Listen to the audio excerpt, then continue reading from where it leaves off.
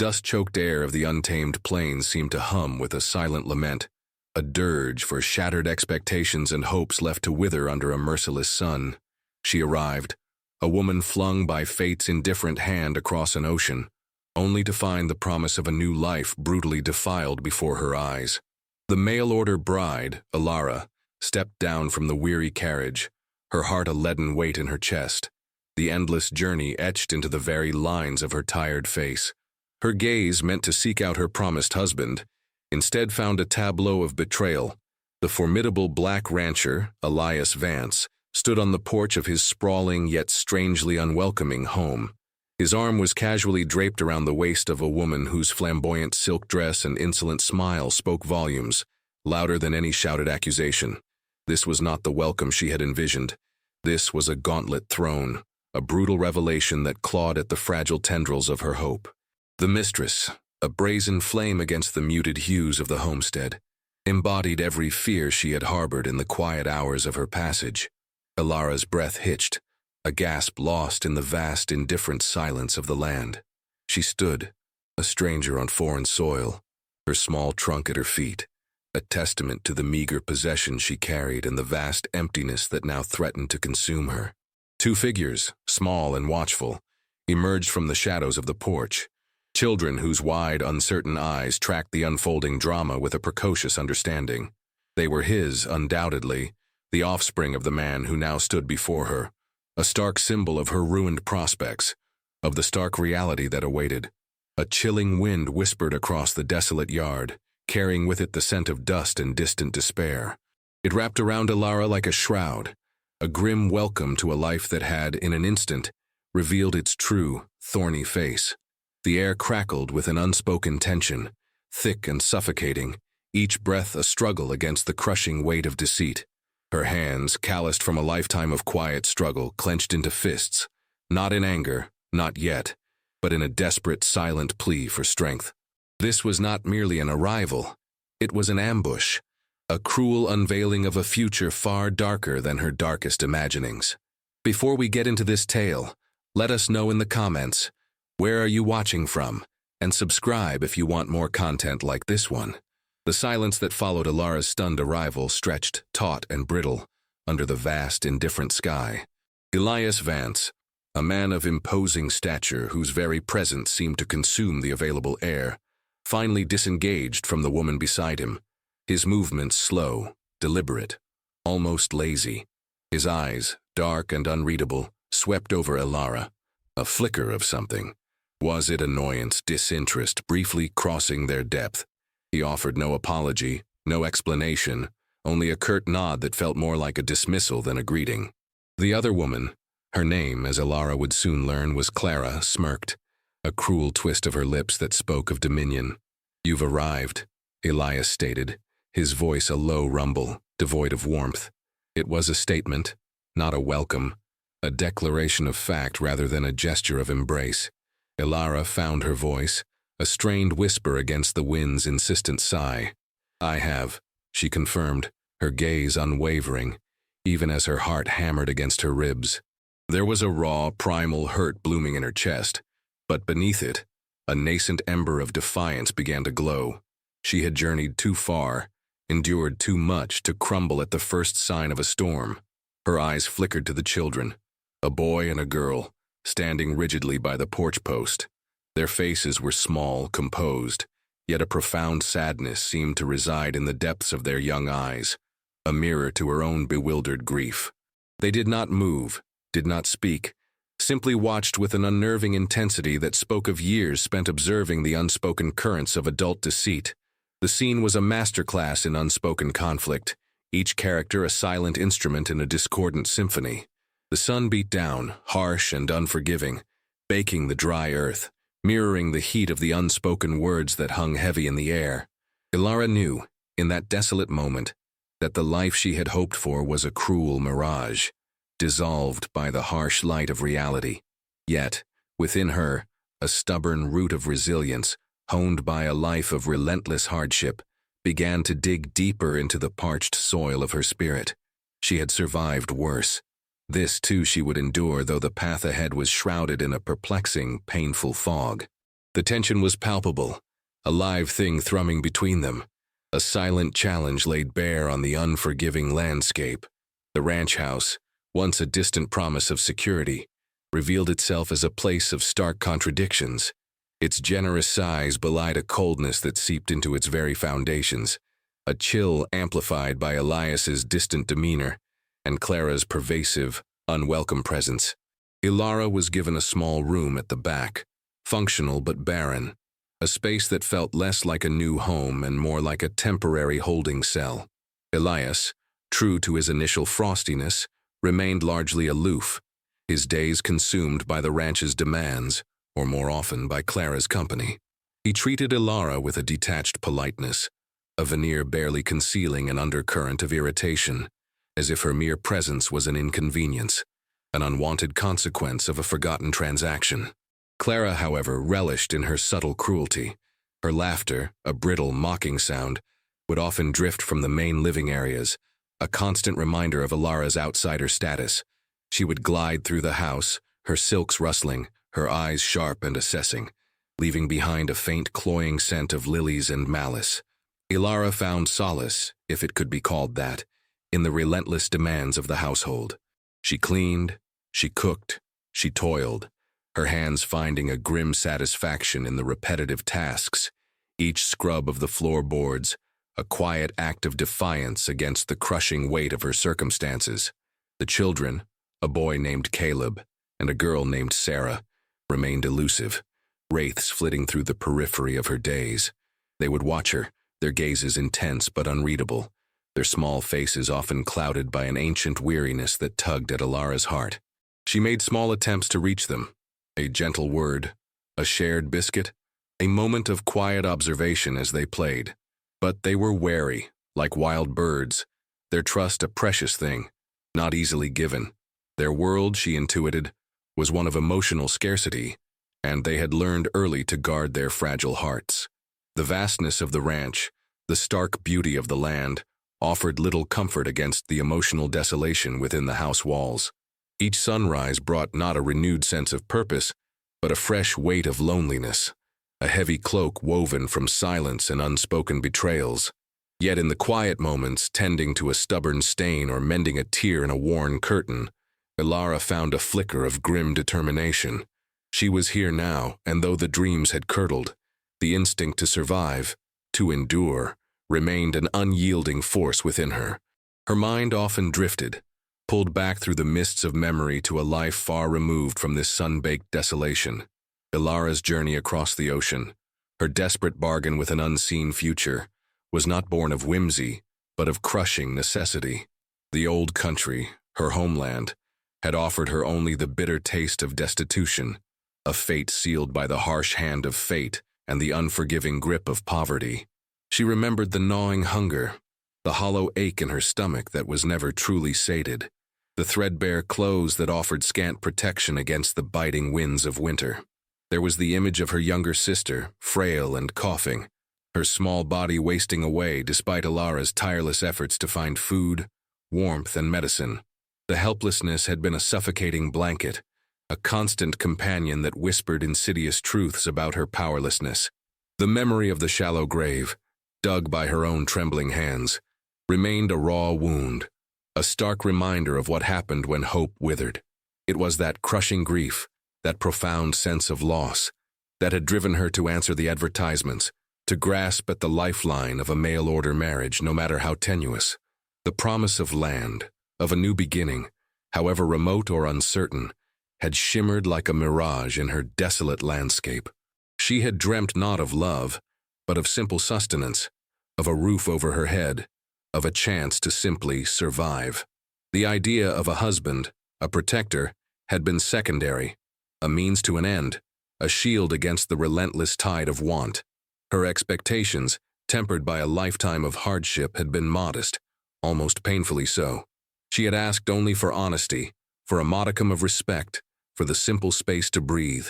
To arrive and find herself confronted not merely with a husband, but with a brazen betrayal, had been a blow more shattering than any she had yet endured. It was not just the infidelity that stung, but the casual contempt, the stark revelation that she was merely a commodity, purchased and disregarded.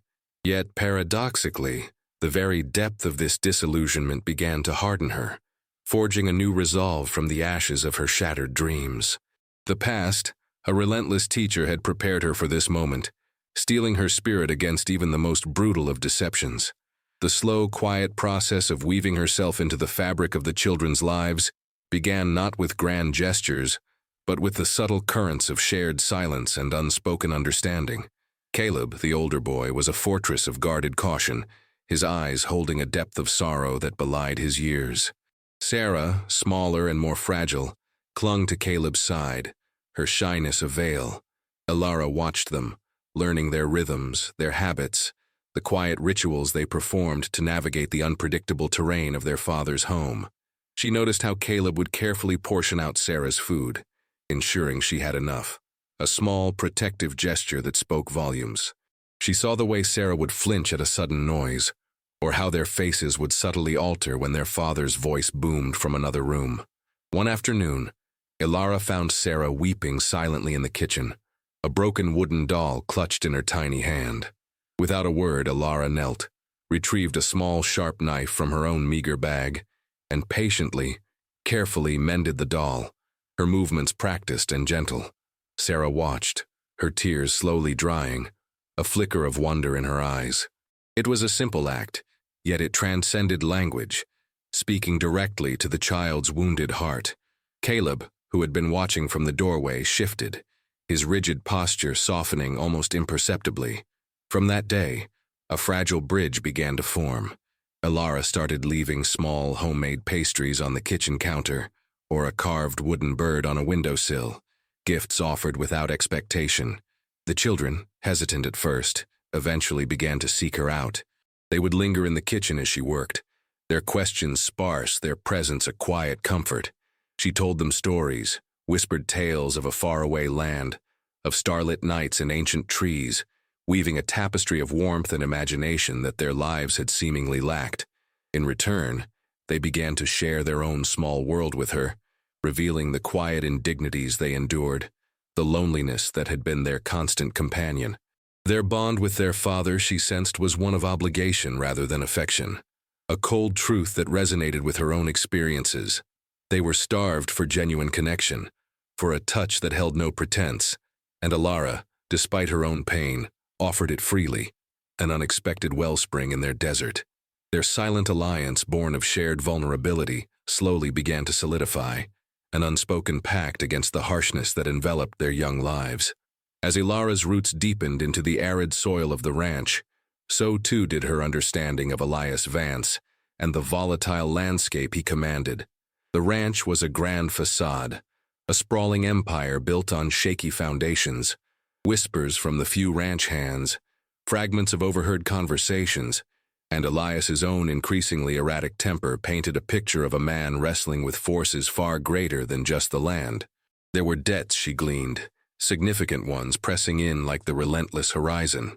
The cattle, his supposed fortune, were dwindling, afflicted by an unseen blight or simply mismanaged.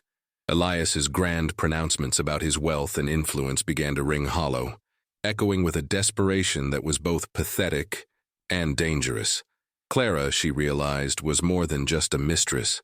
Her presence was woven intricately into the ranch's financial woes, a parasitic vine clinging to a dying tree. There were hushed mentions of investments, of business dealings gone sour, of Clara's own family having some obscure hold over Elias, a grip that tightened with each passing week. She wasn't merely a lover, she was a strategic partner, or perhaps a captor in a gilded cage. Elara would see them arguing, their voices low and sharp, often centered around money, around a nebulous agreement that seemed to hold Elias in its thrall. The children, attuned to these undercurrents, grew more withdrawn, their small faces often etched with worry, their eyes darting nervously when their father's temper flared. Caleb, in a moment of quiet candor, spoke of bad men who sometimes visited, their voices gruff, their demands echoing through the thin walls. He spoke of Mama Clara, always seeming to be there when the men came, her hand resting on Elias's arm, a deceptive comfort. The air grew thick with unspoken threats, with the heavy weight of secrets. Ilara, despite her initial shock and pain, found herself piecing together a mosaic of deceit and desperation. Elias Vance was not merely a callous philanderer. He was a man cornered, his grandiosity a thin veneer over a crumbling empire. The mistress, far from being a mere rival, was a central player in this unfolding drama, her silken dresses hiding a cunning far more dangerous than simple vanity. The true battle, Ilara realized, was not for Elias's heart, but for the very survival of the ranch, and perhaps for the children's future. The pressure mounted, a suffocating weight that settled upon the ranch house. Elias, increasingly agitated by unseen creditors and the subtle machinations of Clara, became a tempestuous presence. His temper, once merely simmering, now erupted with startling frequency, his booming voice echoing through the quiet rooms like thunder. He lashed out at the ranch hands, at the servants, and with growing frequency, at Clara herself, their arguments escalating from hushed whispers to sharp public exchanges. Clara, in turn, grew more cunning, her manipulations more overt.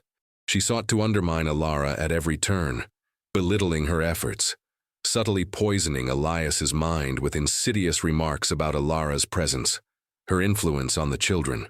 "She's turning them against you," Clara would hiss, her voice a venomous whisper, loud enough for Ilara to hear. But these machinations, rather than alienating the children, only solidified their bond with Ilara. Caleb and Sarah, having witnessed their father's emotional abandonment and Clara's cruel charades for too long, instinctively gravitated towards Ilara's quiet strength, her unwavering kindness. They began to shield her, subtly at first, then more openly. Sarah would cling to Ilara's skirts when Clara entered the room, and Caleb would deliberately interrupt Clara's taunts with a question or a sudden need. Their defiance was a whisper, but it carried the weight of a roar.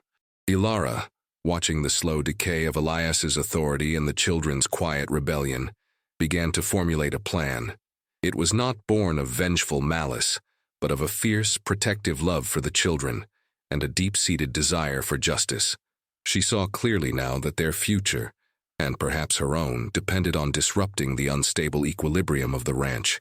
The stakes were no longer just her personal humiliation. They were the well-being of two innocent lives trapped in a web of adult deceit and impending ruin. The children, sensing her resolve, offered their quiet, unspoken allegiance.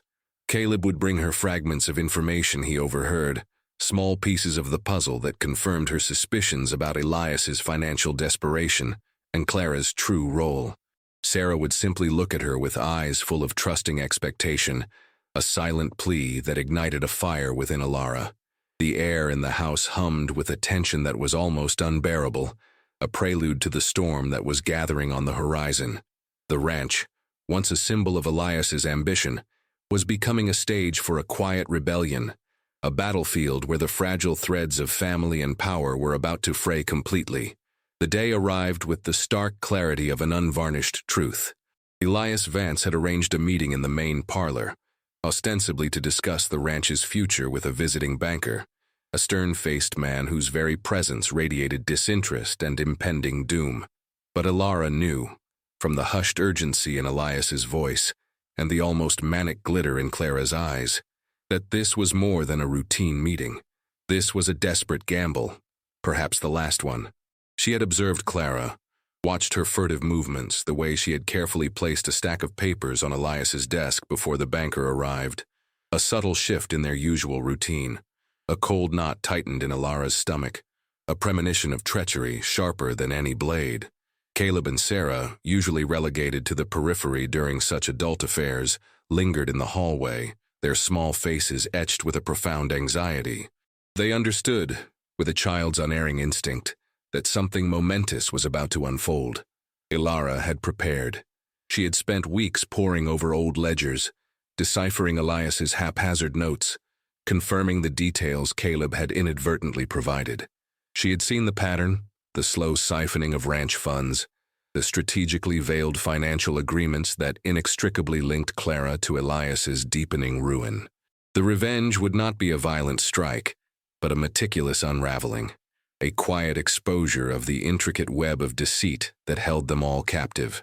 As the discussion began, Ilara moved quietly, serving water, her presence seemingly benign, her ears attuned to every nuance of the conversation. The banker, Mr. Sterling, was polite but firm, his questions sharp, his skepticism palpable. Elias, attempting a facade of confident authority, stumbled over his answers, his voice betraying a desperate edge. Clara interjected, her voice smooth as silk, offering reassurances that rang hollow to Ilara's ears. The air thickened with unspoken accusations, with the weight of impending collapse. Ilara caught Caleb's eye. He gave a barely perceptible nod, a silent signal of shared intent. The stage was set, the players in place. The moment of reckoning, the pivotal confrontation for the fate of the ranch and the children's very future, hung suspended, fragile as a spider's web in the sun. The silence of the ranch house, once oppressive, now thrummed with an electric anticipation, a prelude to the storm about to break. The truth, when it finally unspooled, was not a sudden explosion, but a deliberate, methodical dismantling, each revelation a stone placed carefully to form an insurmountable wall.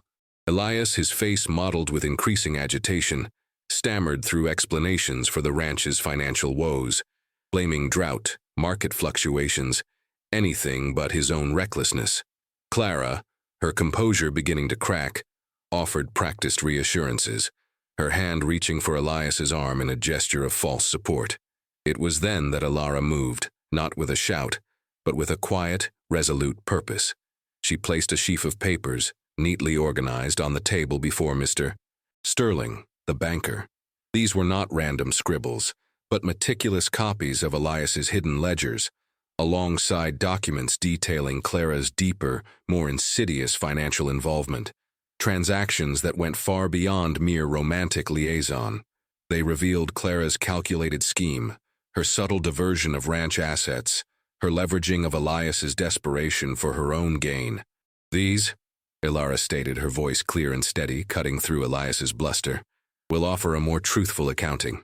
Elias turned on her, his face contorted in a mask of rage, his fist slamming onto the table.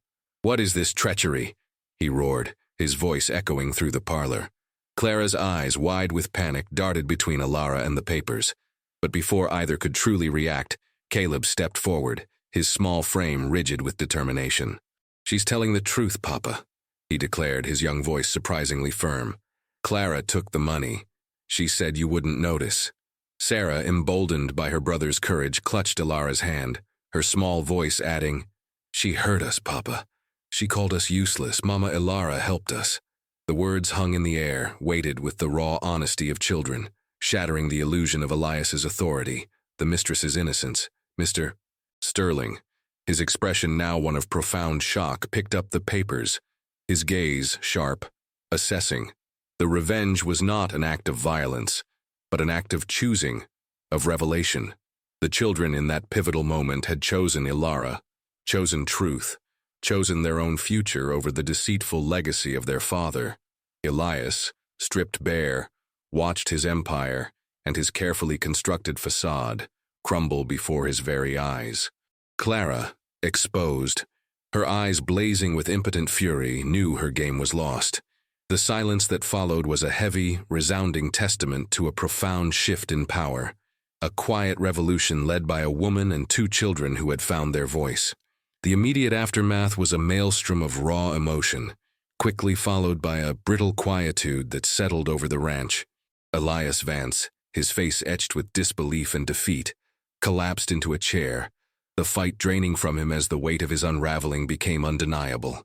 The banker, Mr. Sterling, after a protracted and chillingly precise interrogation of Elias and Clara, left with a grim nod, promising legal repercussions that loomed like a dark storm on the horizon. Clara, exposed and humiliated, gathered her belongings with a furious, trembling haste, her final glare at Ilara, a testament to a hatred that would likely fester. She was gone by dusk, leaving behind only the lingering scent of lilies and the pervasive emptiness her presence had ironically filled. The ranch house, purged of her manipulative energy, seemed to sigh, to breathe a quiet sigh of relief. For Ilara, the climax was not just about the exposure, but about the profound shift in the children's allegiance. Caleb and Sarah, their small hands now firmly clasped in hers, were no longer wary observers, but active participants in their own liberation. Their choice, so bravely articulated, had been a clear, undeniable rejection of their father's world and a heartfelt embrace of Alara. The revenge had been Elias's loss of control, the public unveiling of his weakness and deception, and the absolute, unwavering decision of his children to align themselves with the woman he had sought to dismiss. It was a reclaiming of agency, a quiet revolution of the heart. In the days that followed, a fragile sense of peace began to permeate the ranch. Elias, stripped of his bravado, became a ghost in his own home, his movements slow, his eyes haunted. He offered no apology, no acknowledgement of the profound shift, but his resistance to Alara's presence evaporated. He knew with a certainty more absolute than any legal decree that she and the children had won. The ranch, once a place of tension and deceit, now held the promise of a different future, forged not from grand ambition, but from quiet resilience and the profound, unbreakable bond of a nascent family. The sun, setting over the vast plains, cast long golden shadows, painting a landscape that still held its harsh beauty, but now, also, a glimmer of an unexpected, hard-won hope. The air, no longer thick with unspoken threats, carried the promise of new beginnings. The sun dipped below the horizon, painting the vast western sky in hues of fiery orange and bruised purple, a vivid testament to the day's dramatic close. The immediate aftermath on the ranch was not a sudden burst of joy, but a gradual settling, like dust after a violent storm. Elias, a hollowed-out shell of his former self, retreated into a solitary existence, his grand pronouncements replaced by a profound silence. The ranch continued its daily grind, but the oppressive cloud that had hung over it for so long had lifted, replaced by a tentative calm. For Alara, the true victory was etched in the quiet moments, Caleb's hand slipping into hers as they walked to the barn, Sarah's head resting against her shoulder as she read them stories by the dim lamplight, the shared laughter over a simple meal. They were no longer merely children in her care. They were her children, chosen by heart, not by blood or circumstance. The ranch, once a symbol of Elias's failed ambition and her own shattered hopes, began to transform under her quiet, steady influence. She didn't seek to dominate, but to nurture. She introduced small, practical improvements to the household, infused warmth into the barren rooms, and brought a quiet order to the chaotic rhythm of their lives. The ranch hands, observing the shift in dynamics, began to treat Alara with a newfound respect, recognizing the quiet strength that had triumphed over deceit. The land, too, seemed to respond, mirroring the nascent hope that blossomed within the house.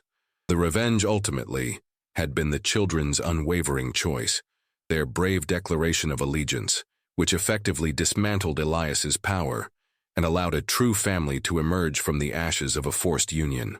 It was a victory not of malice, but of moral clarity, a profound statement that love and truth could, indeed, reshape even the most desolate landscapes. The future of the ranch remained uncertain in the grand scheme of things, but the future of this newfound family, forged in adversity, felt undeniably strong. Alara, sitting on the porch as twilight deepened, watched the stars emerge, one by one, in the vast, inky expanse above. Each twinkling light was a silent promise, a testament to resilience, to the quiet power of human connection, and to the enduring possibility of finding light even in the darkest of places. The journey had been arduous, marked by betrayal and despair, but it had led her unexpectedly to a profound and undeniable sense of belonging, a quiet, hopeful resolution found in the hearts of two children who had chosen her, undeniably, irrevocably.